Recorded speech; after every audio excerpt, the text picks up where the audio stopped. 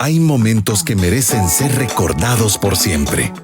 Historias que inspiran y motivan. Personalidades que llenan de orgullo nuestra tierra.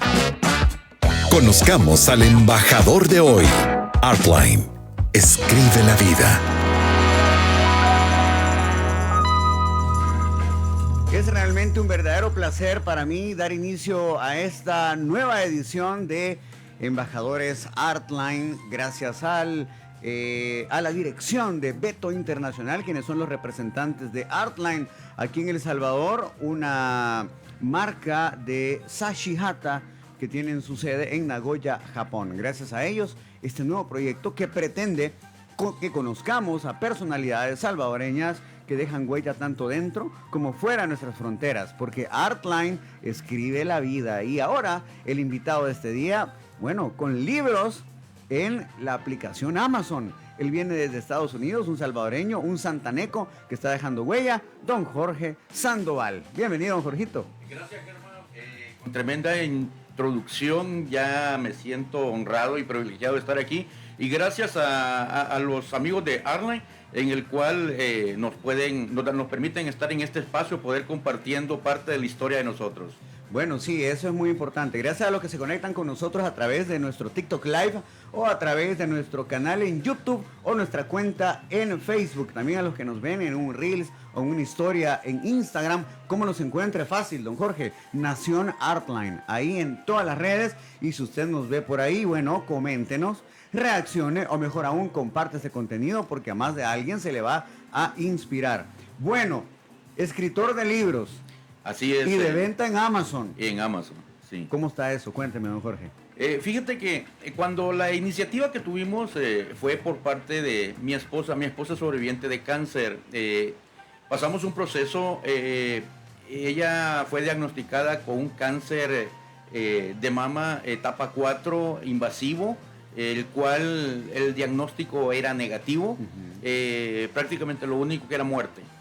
Pero aferrados en la fe y creímos en una palabra que se había sido dada en ella, nosotros nos mantuvimos aferrados a eso. Pasamos el proceso, ahora mi esposa es sobreviviente de cáncer, en el cual cuando ya ella pasó todo este proceso, pudo identificarse, porque mira, ves que alguien pase cualquier enfermedad o cualquier problema, todos decimos, no, sí, yo te entiendo. No, es mentira, nosotros no entendemos a la persona que está pasando el proceso. Sí vemos la reacción de las personas, pero no entendemos lo que está pasando. Claro. Entonces, a mi esposa se le propuso que escribiera su testimonio en un libro, para que pudiéramos alcanzar a más personas y ella poder llegar, tal vez a personas que están pasando ese proceso y sentirse como conectadas en ese momento con ella. Claro, y hoy en día hay muchas mujeres que hacen justamente eso, y que a mí me parece una gran labor porque hay muchas mujeres que lamentablemente padecen ahora de cáncer de mama. Y no solo mujeres, sino que cuando cuando estamos pasando toda esta situación te das cuenta que hay muchos hombres, niños, o sea, el cáncer no ve sexo, no ve edad, y entonces la situación es cómo poderte identificar con ellos, porque tú puedes hacer una obra benéfica y se da el caso de que nadie te va a apoyar. Nadie. Uno se pregunta, ¿y por qué? Porque no hay esa empatía con la otra persona. Porque no conocen el proceso. Okay. Entonces, cuando tú llegas con un libro y la persona lo compra y lo lee, se da cuenta de que los procesos son para seres humanos. O sea, nosotros no somos extraterrestres. Entonces, nos causa dolor, llanto.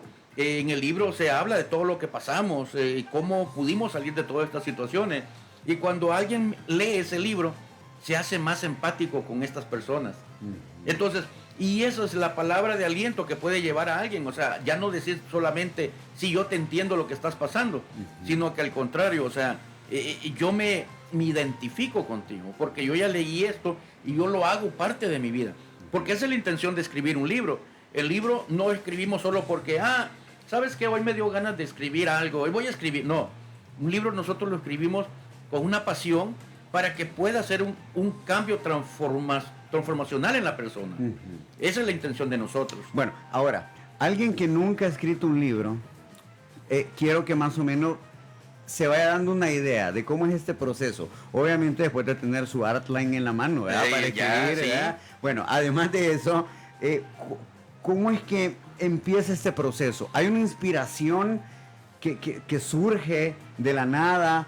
¿O yo tengo que empezarme a preparar y decir, bueno, quiero escribir un libro acerca de esto, me empiezo a preparar? ¿O la inspiración nace así de la nada, por decir algo? Bueno, para empezar un libro, te voy a poner un ejemplo. Alguien que no ha escrito nada y dice, ¿sabes qué? A mí me gustaría escribir un libro de mi vida. Ok. O escribir un libro de lo que yo hago. Escribir un libro de diferentes facetas. Escribir un libro para niños, escribir un libro de diferentes cosas. Sí. ¿Cómo lo va a empezar?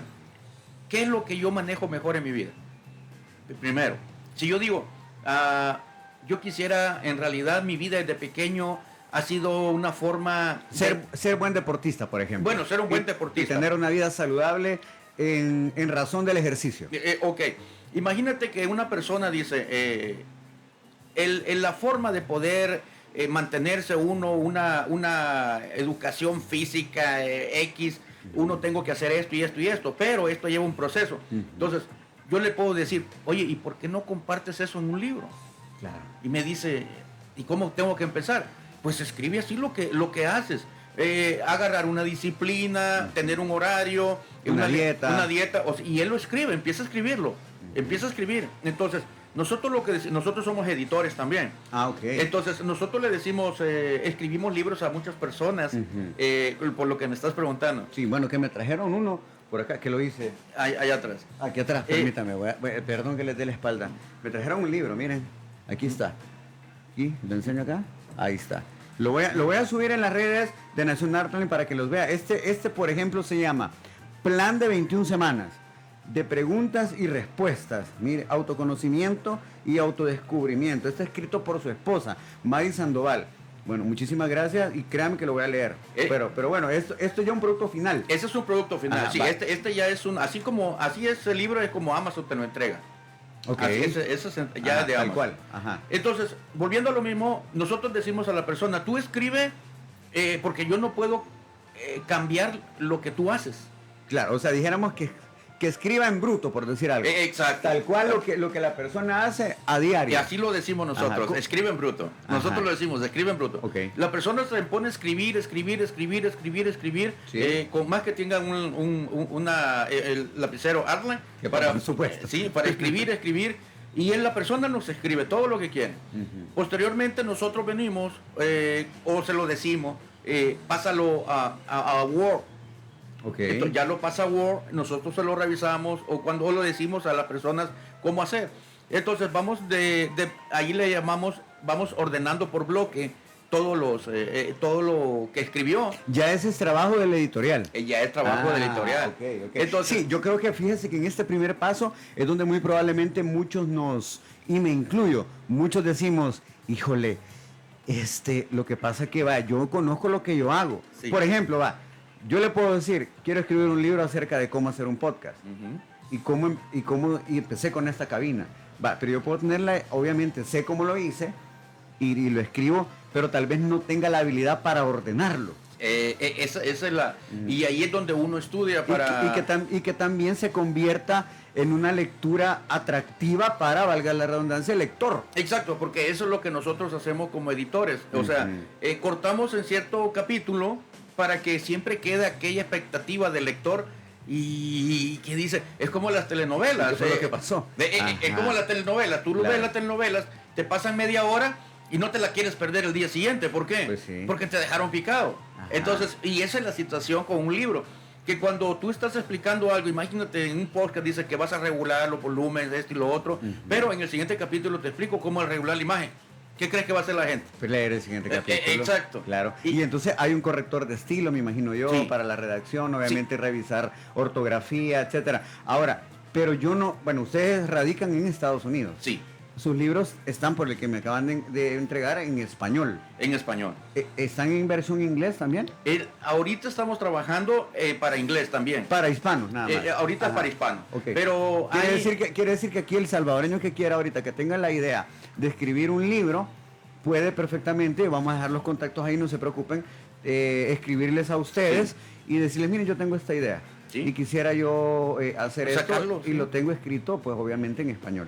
Sí, porque es algo que, mira, nadie sabe el cambio que tú puedes tener e impactar a alguien con tu vida.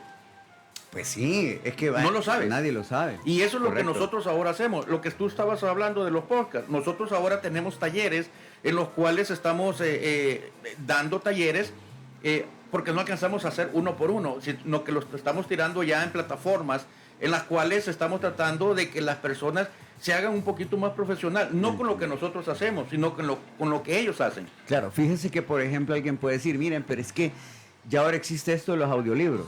¿Sí? Ok, pero para un audiolibro, eso tuvo que haberse escrito antes. Nosotros lo porque tenemos, se graba. Lo tenemos en Kindle también. O sea, Ok. cuando por aquí para El Salvador, porque un envío de Amazon para El Salvador sale muy caro. Entonces, por eso se nos ocurrió venderlo en Kindle. O sea, que es la versión digital. Es la versión que digital. yo la puedo leer en mi... Va, por supuesto, yo entiendo a cualquiera, y es mi caso, don Jorgito, que a mí me gusta tocar, o ya sea, sé. la pasta, Sí. oler el libro, Sí. o sea, es bien particular. Sí. Pero por supuesto que por razones de tiempo, ahora la vida es tan ajetreada, no solo en Estados Unidos, obviamente aquí en No. El Salvador también, y que a veces uno opta por escuchar un podcast o escuchar el libro, escucharlo, Sí. etcétera. Pero para cualquiera de las dos cosas, igual necesitamos escribirlo anteriormente, o sea, hacer un guión, hacer una idea. Y eso es lo que queremos hacer, que queremos hacer los audiolibros, pero con las voces de nosotros, porque hemos escuchado libros, porque nos ponemos a escuchar audiolibros y lees un libro de un salvadoreño poeta o algo y Toda empieza- locución mexicana. no, o española, dice, No. vosotros están, o sea, oye, Tiene ¿qué toda pasó? la razón. O sea, Tiene toda la razón. la pasión se muere. Sí, yo a veces escucho un audiolibro y quisiera escuchar que me lo cuente el autor. Es que esa es la... Cuando tú oyes el libro, estás escuchando y te lo escuchas del autor, wow, sientes que estás hablando con él. Ujú. ¿Cuál fue su primer libro, don Jorge? Mi primer libro se llama Transformando mi hombría. Wow. Transformando mi hombría. O sea, haciendo la diferencia de que hombría no es lo mismo que machismo. Totalmente. Entonces, está enfocado más dirigido a hombres. Porque como hombres somos muy rudos, muy toscos. Y a veces ciertos paradigmas y ciertas creencias que nosotros traemos desde niños o cicatrices que nos han marcado por educación que nos dieron. Mucha gente dice, no, pero es que tú vieras que mi papá como me maltrataba, me agarraba como un animalito. No Sí, podemos negar que vivimos en una sociedad machista. Exacto. Eso no lo podemos negar, pero tampoco podemos decir que solo porque esa es una afirmación no se pueda cambiar. Sí, yo digo, tal vez no la puedas cambiar, pero la puedes corregir. O sea, porque no vas a cambiar, todos tenemos un carácter. Y ese carácter Claro. ya está formado. Sí. Y entonces, pero sí lo puedes transformar O moldearlo. o moldearlo. Por eso se llama Transformando mi hombría. Porque cuando tú transformas y conoces los parámetros que te están o te han venido bloqueando, mira, porque esto ayuda mucho. A veces uno tiene muchos sueños en la vida de ser algo, pero no nos damos cuenta también de que tenemos problemas en nuestras relaciones. Sí. Entonces andamos de matrimonio en matrimonio y no nos damos cuenta que son cicatrices que traemos del pasado. Y llegamos adultos y queremos maltratar a nuestros hijos también. O sea, y no nos damos cuenta que es algo que nosotros traemos. Pero, claro, cuando nos identificamos y logramos conocer el problema, ahora viene la pregunta, ¿cómo lo corrijo? Entonces, por eso mi primer libro se llama Transformando mi hombría, que más se trata de identificar los problemas que están radicando en mi vida y que no me dejan pasar, o que hay un tope en mi vida y que yo no puedo pasar. Bueno, y que también no solo es de identificarlo, sino también en algún momento, porque yo puedo identificar un problema. Sí. O sea, puedo decir que yo soy una persona impuntual, Sí. por decir algo, y lo identifico, Sí, pero no lo acepto. sí. O sea, a la hora que alguien me dice que vos sos un gran impuntual, no, hombre, porque impuntual si solo fueron 5 minutos tarde. Sí. No, pues, 5 minutos ya es impuntualidad. Sí. Entonces, identificarlo, aceptarlo y cómo resolverlo. Y aquí se viene para poder corregirlo, o sea, porque cuando yo tengo otro libro que se llama Rugiendo al borde del pecado. Sí, perdón, don Jorito, pero antes, porque usted decía, libro dirigido a hombres, aunque también yo creo que hay mujeres, hay madres solteras con Sí. un adolescente Sí. de 15, 16 años que también quisiera aprender, porque dice, bueno, aquí no hay una figura paterna, me toca a mí esa figura paterna, por lo tanto, quiero aprender. Entonces también para ellas puede estar dirigido un libro de esto. Exacto, porque en ese libro, Transformando mi hombría, hablo del padre ausente, el padre abusivo, Ujú. el padre autoritario, Sí. o sea, el diferente tipo de padres. Quiero aclarar, no es que estoy acusando o estoy señalando la forma de ser de los papás, no. No. Lamentablemente en la sociedad, sin desconocer, inconscientemente nosotros actuamos así. Ujú. Ahora, sí, las cosas han cambiado, ¿verdad? Sí. Porque yo le aseguro que como lo corregían a usted, aquí sus papás, nada que ver como corrigen ahora a un niño en Estados Unidos, Oh, por sí, ejemplo. ¿verdad? sí. O sea, hay una diferencia grande. Ahora, y uno puede decir, porque, vaya, es mi caso, pues, obviamente en algún momento mi papá fue rudo, muy rudo, pero yo ahora, en lugar de sentir resentimiento, yo siento agradecimiento, pues. Yo le agradezco que haya sido así como fue, definitivamente. Fíjate. Ahora, que no significa, perdone, no significa que yo, por ejemplo, y que tengo un varoncito de año 8 meses, no significa que también yo voy a ocupar la misma rudeza, aunque sí el mismo carácter, pero tal vez no la misma rudeza. Entonces, porque yo digo, bueno, si al final lo trato como yo veo que tratan algunos niños en Estados Unidos, por ejemplo, yo digo, este niño va a llegar a los 12 años y me va a armar un berrinche en público, que aquí en El Salvador eso no pasa, pues. Sí, y eso son las situaciones como tú dices, a veces no entendemos cómo nuestros papás nos corrigieron. Ujú. Porque mi papá fue muy estricto conmigo. Estricto, ajá, La esa es verdad, otra palabra. Fue, estricto. fue muy estricto y para poderme castigar era rudo. Entonces... Es que agarraban lo que tenían. Sí. Si a uno le querían dar, agarraban lo que tenían a la mano. Cuando yo vine y conocí el trasfondo del desarrollo de la vida de mi papá desde pequeño, me di cuenta y que por eso era lo que él había adoptado. Claro, y es que ese es el Entonces, detalle. mi papá fue huérfano. Ujú. Entonces, él le tocó trabajar para poder solventar en el hogar con mi abuela. Ujú. Entonces, él trabajó para que sus hermanos pudieran seguir estudiando. O sea, él se maduró muy temprano. Ujú. Entonces, para él, como él era el encargado, o sea, era el hombre en ese momento, Ujú. él era el que corregía a sus hermanos. Entonces, mi papá agarró el temple ese. Ujú. Entonces, ya cuando tuvo su hijo, el temple era el mismo. Entonces, y esas a veces son las situaciones, desconocemos a veces el trasfondo de nuestros padres. Fíjese que yo leí y escuché algo en algún momento que dice, tiempos difíciles crean hombres fuertes. Sí. Hombres fuertes crean tiempos fáciles. Tiempos fáciles crean hombres débiles. Hombres débiles se enfrentan a tiempos difíciles y tiempos difíciles crean Sí. hombres fuertes y ahí va el círculo. Sí. Y ahí va el círculo. Y fíjense qué pasa, porque no me lo va a negar la gente que nos está escuchando, muchas personas allá de mi edad, por ejemplo, de mi generación, que queremos darle todo a nuestros hijos. Sí. Queremos darle todo.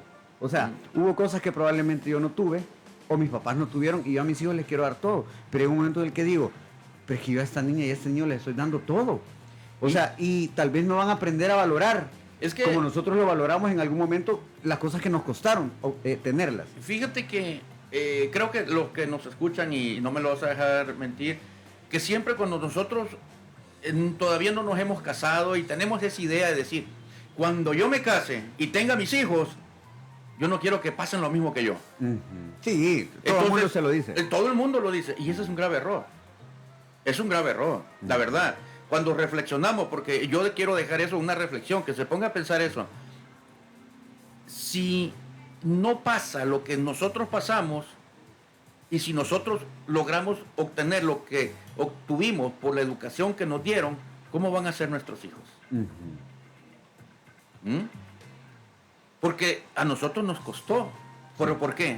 Por la educación que nos dieron. Claro. Entonces, y si a nosotros nosotros le estamos dando a nuestros hijos fácil las cosas, lo que estamos haciendo es, perdón que lo diga, pero estamos haciendo una comunidad de inútiles. Sí, ¿es excusa o ya no es excusa que venga una mamá o un papá a decir, no es que yo lo crié solo? Sí. Y por eso se comporta así. Sí. ¿Sería excusa? No, Ya no, la ¿verdad? verdad no. Porque, mira, ahorita estaba viendo tocando de ese punto, estaba viendo a una mamá, no sé si fue en Sonsonate, que la metieron presa porque le pegó con el gancho a su hija, porque su hija la estaba gritando, la estaba maltratando. Entonces, solo se ve eso, ¿verdad? Entonces, la llevaron presa. Yo leo los comentarios, las personas diciendo, sí, que vamos, ¿a dónde vamos a parar con esta sociedad? Y esto, lo otro, ahora el papá es el malo, todo. Entonces, pero hay muchos puntos, o sea, de que debemos de transformar, y eso es lo que estamos pasando ahorita, este proceso. Yo sé, yo estuve 17 años fuera de mi país, 17 años. Cuando vengo ahora, yo veo una sociedad muy diferente. O sea, esta vez que usted regresa es 17 años tenía no venir. Sí, 17 años. No le puedo creer. Sí. Ajá. Entonces veo algo diferente, pero bueno, ya la mayoría saben por qué razón no podía venir, o sea, la situación como estaba. Sí. Entonces, y veo yo ahora el panorama de lo que hay en El Salvador. Mira, quizás uno ya viene con unos ojos diferentes, una vida diferente. Yo sé que aquí quizás la mayoría no entienden lo que está pasando porque están aquí, y yo lo acepto, o sea, lo comprendo. Okay. Pero cuando veo reacciones, me fui a un parque a dar una vuelta, porque uno, para escribir libros tienes que ver del mundo. Claro. Porque no vas a escribir, como decías tú, a mí se me ocurrió esto. No, Sí. tengo que hacer estudios, tengo No puedo que estar ver. en blanco en mi mente, o sea, Sí. escuchar música, ver arte, ver una obra de arte, Sí. ver una obra de teatro, perdón, ir al cine, ir a un circo, Sí. escuchar personas, escuchar podcasts, etcétera, y nutrirme para poder escribir. Y andaba caminando y escuchaba a los muchachos jóvenes, pone que muchachos de 15, 16 años, tratándose de una manera fuerte. Entonces, yo fui joven también, para lo que sepan, y me puse a pensar, o sea, si este es el trasfondo o la transformación que ellos están recibiendo, y si no estaban con su papá, andaban, o sea, en grupito, cualquiera es fuerte. Sí. Entonces, me puse a pensar, o sea, cómo nosotros, que ya estamos más para el camino adelantado de ellos, cómo poder ayudar a estos jóvenes a crear una forma de transformarlos. O sea, sabemos de que cambiar una mente es difícil, y eso es lo que nunca debemos de hacer, pero sí podemos cambiar la actitud de la persona. Un ejemplo, mira, te lo voy a dar el ejemplo para que... en la Biblia te lo explica muy bien. Cuando Moisés llegó a sacar el pueblo de Israel de Egipto, Sí. ellos tenían una bendición que iban a alcanzar en 40 días, pero se tardaron 40 años. ¿Todo por qué? Por la actitud. Esa actitud negativa que ellos tomaron los hizo retardarse 40 años. Entonces, si nosotros, todos los que estamos en esta sociedad, que creemos en un cambio, que creemos en nuestro país, que creemos que podemos vivir en una paz, o sea, yo me siento contento cuando salgo a medianoche ahora aquí caminando, antes que no se podía. Yo me siento feliz con eso. Y podemos mantener todo esto, pero tenemos que sembrar en los jóvenes nosotros esa transformación, porque ellos son los que van a tomar poder de nuestro país. Claro. Ellos van a tomar poder de la sociedad. Ellos van a tomar poder de cualquier decisión que se tome aquí para un cambio. El cambio puede ser para mal o puede ser para bien, pero ¿de quién va a depender? De nosotros los que vamos saliendo. Claro. No los vamos, como yo vuelvo a decir, no los vamos a inculcar a hacer un cambio así, pero sí los podemos transformar. ¿Cómo? Sembrando valores en ellos. Sembrando unas nuevas actitudes, que ellos tomen unas nuevas decisiones para que ellos puedan reflexionar en su vida y que valoricen lo que su papá y su mamá hacen para la vida de ellos. Tal vez, como estabas diciendo, tal vez la mamá trabaja sola en el mercado vendiendo y todo, y no tiene ni siquiera el cuidado, ni sabe lo que anda haciendo su hijo en la calle. O personas que andan repartiendo comida, o sea, todo el día, y no saben ni siquiera la tarea que le dejaron a sus hijos. No estoy culpando a nadie, no, que solamente estoy diciendo, si nosotros pusiéramos un poquito de atención en poder transformarlo, porque la excusa, como tú decías, no es que no tengo tiempo. Entonces, ¿estás de acuerdo a que tu hijo en un momento dado llegue a ser un daño o llegue a ser un maleante? ¿Estás decidido a aceptar esa realidad? No. Entonces, es lo que nosotros debemos de aceptar como padres. ¿Qué estoy haciendo yo para mi familia? Estoy amando a mi esposa. ¿Por qué tanto infidelidad? O sea, a veces mucha gente dice, no, porque el hombre es así, la mujer es así. No, hay problemas internos, sociales y emocionales, los cuales llevan a unas decisiones malas. Claro. No estoy diciendo que ellos hacen eso porque quieren, no. En realidad a veces no es porque quieran. Es porque hay algo que ellos se lo están creyendo, que ellos deben de actuar así. Lo que hablabas, o sea, el machismo. Entonces, ¿por qué? ¿Quién te sembró el machismo? O sea, o cómo tú defines el machismo. Uno lo tiene que reconocer. O sea, si algo está dañando mi hogar, si yo me casé con mi esposa, es porque yo dije, va a ser el amor de mi vida. Claro, nosotros hemos tenido problemas porque yo antes desconocía todo esto, lo que me estaba pasando. Entonces, cuando yo vine a reconocer lo que estaba pasando en mi vida, o sea, pude entender, Germán, todo la basura que yo había hecho, todo el daño que yo había cometido, porque yo lastimé personas, yo lastimé, y yo no puedo decir, es que fue sin querer o que me perdone, no, yo tengo que pedir perdón para estar tranquilo yo, sí. Porque si no, no voy a ser libre de esas situaciones. Y eso es lo que está costando en nuestra sociedad, porque tú ves entre hermanos, se muere el papá, queda la herencia y se odian a muerte, porque están peleando algo. O ves matrimonios que, según, qué ironía, se casan con el amor de su vida, pero terminan queriéndola hasta matar. La semana pasada pasó un caso aquí en Santa Ana, me di cuenta del hombre mató a su esposa. Entonces, llegar hasta esos puntos, ¿por qué? O sea, si podemos, ahora en este punto que estamos, existen los medios y existe la formación para poder cambiar. Lo único que nosotros debemos de aceptar, mira, ¿por qué existe Alcohólicos Anónimos? A mí yo los felicito de estos grupos, la verdad, porque en un momento cuando yo tengo un amigo que es alcohólico y él dice, le pregunté, entonces, ¿tú vas a Alcohólico Anónimo? Sí. ¿Eres alcohólico? Entonces ya no eres alcohólico. No, sí sigo siendo alcohólico. Pero está siguiendo Alcohólicos Anónimos. Sí, pero la cosa es que si yo no busco cómo reformarme, si yo no busco cómo restaurarme, yo voy a volver a caer. Internamente sigo teniendo la condición. Es que eso es normal en el ser humano.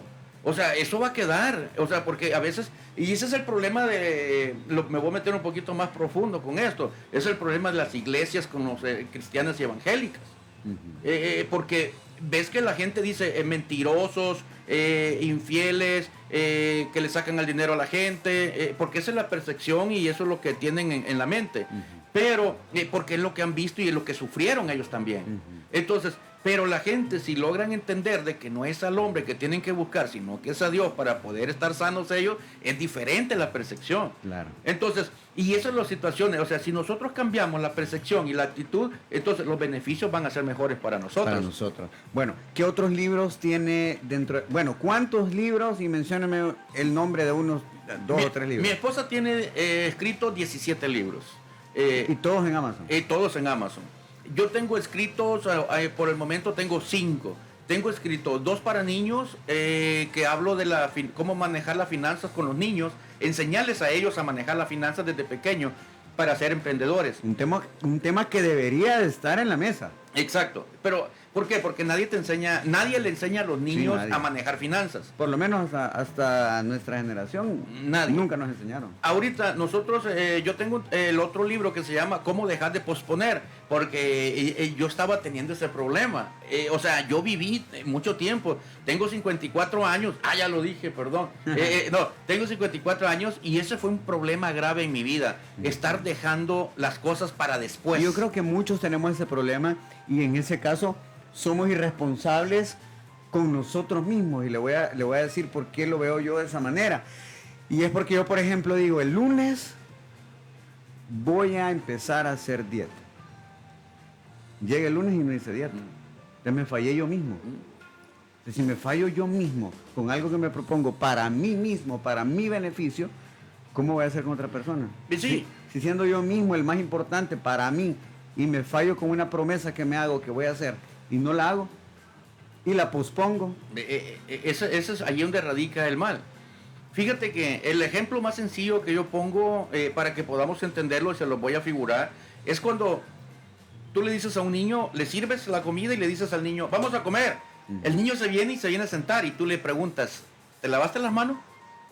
Y el niño dice, sí. Y le dices, muéstramelas. Y te las enseña y todas mugrientas. No, vete a lavar la mano. Allá va el niño a lavarse las manos, pero va enojado. Yo quería comer, ahí estaba la comida. Y va molesto. Porque él va haciendo un esfuerzo adquirido nuevo en su vida. Se lava sus manos, pero cuando regresa le dices, es que tienes que lavarte las manos para que no haya microbios y que estés más limpio, no haya bacterias.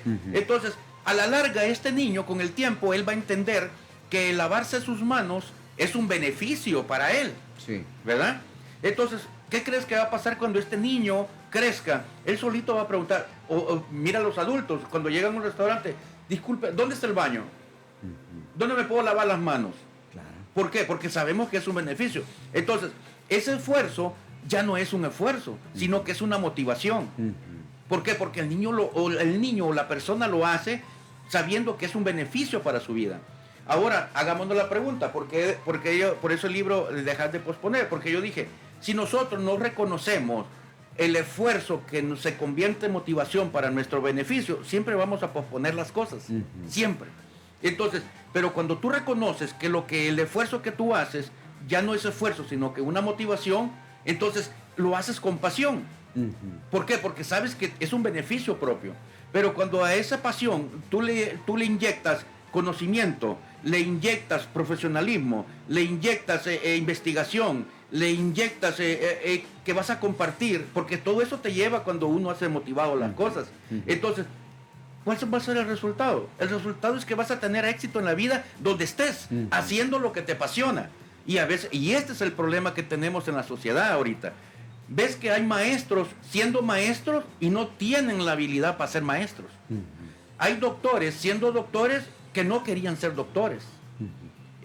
Hay, en las alcaldías, me voy a meter hasta allí. Ves que llegas y pides un papel, váyase para allá, haga fila. O sea, la gente dice, yo no sé qué tiene esta mujer que está molesta. Sí, está en un lugar, no es que ella sea molesta, es que está haciendo un trabajo que a ella no le gusta. Nada más. Pero hay una necesidad, porque yo sé que me van a preguntar, oye, sí, pero todos tenemos necesidad. Claro, yo lo sé que tenemos necesidad. Pero está en la actitud. Está en la actitud. Porque tú puedes, esa sí la puedes cambiar. La actitud la puedes cambiar. Sí, yo escuchaba, por ejemplo, ¿quién decía esto? Lo escuché en TikTok hace poco. Este Guatemala, quiero ver, el pastor Cash Luna. Okay. Decía, yo no puedo cambiar el trabajo. Puede ser que no me guste el trabajo que yo estoy haciendo. Y no lo puedo cambiar. Y estoy ahí por necesidad. Pero sí puedo cambiar la actitud. Sí. Con la que lo afronto. Exacto. ¿Por qué? Porque, mira, nosotros somos life coach, mi esposa y yo. Somos certificados con John Maxwell. Okay. Entonces, y algo que nos enseñan es eso. Para ser un líder, tú tienes que reconocer cuáles son tus topes. Entonces, porque mientras tú no quieras aceptar que hay topes en tu vida, no vas a crecer. No vas a crecer. Perfecto. Bueno, don Jorgito, ha sido un podcast de verdad que muy nutritivo, lo voy a llamar así. Quiero agradecerle, yo espero que no sea la última vez que nos sentemos. No, estamos que sea a la la orden. primera de muchas veces que nos sentemos a través de esta vía, porque sin lugar a duda de eso se trata. Además que es un salvadoreño, además que ahora lo nombramos embajador Artline y que es escritor, ¿verdad? Este tipo de charlas, sin lugar a duda, dejan mucho material positivo para todos los que nos escuchan o los que nos ven también. Sí. Bueno, ya dijimos cuántos libros. ¿Cómo hacemos para encontrarlos en Amazon? En Amazon pueden escribir Jorge Sandoval Libros y ahí van a aparecer todos mis libros. Okay. O Mari Sandoval Libros y ahí aparecen todos los libros de mi esposa también. Perfecto. Nuestros libros son más de autoayuda para que sepan que leerlos. No es que nosotros estemos diciéndoles, haz esto, no. Les estamos diciendo que encuentres a dónde está el problemita para que tú puedas solucionarlo. Perfecto. Bueno, amigos, gracias por estar siempre con nosotros a través del TikTok Live, a los que estuvieron con nosotros en nuestro canal de YouTube o en nuestra cuenta de Facebook. Nos encuentra como Nación Artline. Este es un podcast original de Beto Internacional, que es la empresa representante de Artline aquí en El Salvador, que dicho sea de paso, tienen sus marcadores y sus plumones y resaltadores número 1 en ventas aquí en El Salvador. Así que gracias a ustedes, gracias por estar ahí. Que Dios me los bendiga y nos escuchamos en una próxima edición de Embajadores Artline.